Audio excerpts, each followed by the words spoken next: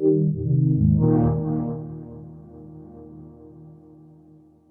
my name's Phil Ring. I'm executive producer at TT Games, working on LEGO DC Supervillains. What are you showing here new at E3 with LEGO DC Supervillains? So this is our first showing, so we're really excited about this. We have a playable demo, which is actually the very beginning of the game. What's great about this is we're villains. Villains are cool. Villains are the bad guys, and they get some really cool things that you get to do. So the very beginning of the game, Commissioner Gordon's heading to Strikers Island, and that's where things get a bit interesting. There's a new person on who's turned up, and that's our custom character. You actually get to make a character and put yourself into this world.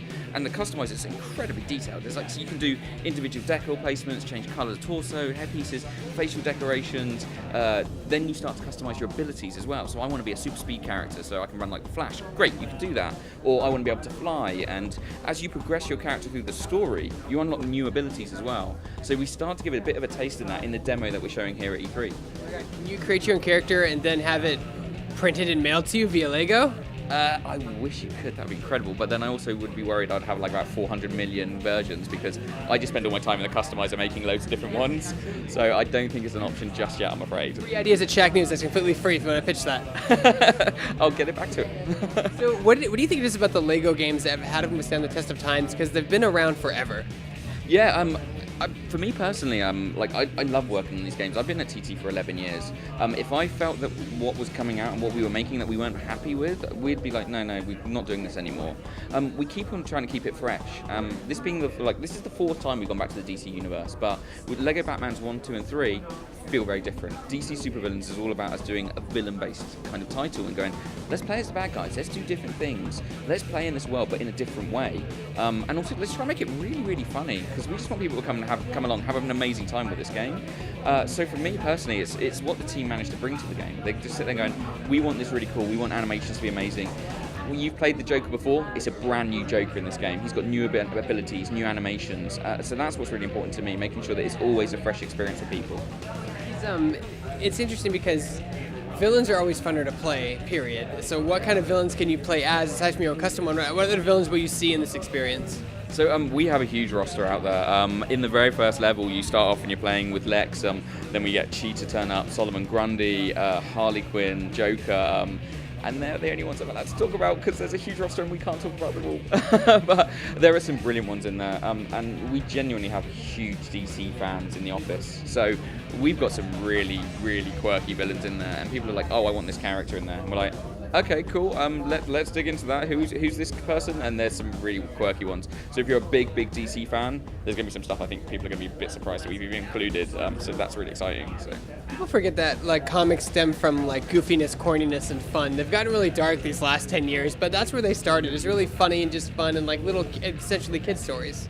Yeah, it's kind of really funny to see the evolution, because you look back on it and it was almost like some of the comic books that are kind of in the past were like I say, very light-hearted, and then some of them kind of got like quite a bit serious when there's kind of political things were happening in the world and people were kind of making statements about things using characters in comics, and then some of them have got very, very kind of dark and sinister now.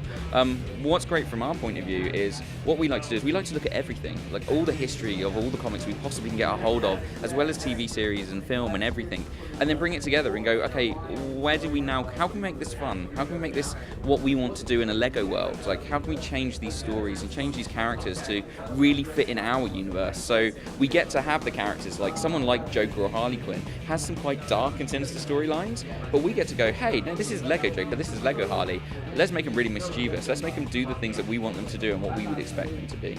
Was there a particular villain that was hard to import into LEGO DC Supervillains, maybe because of his, design or style or anything like that?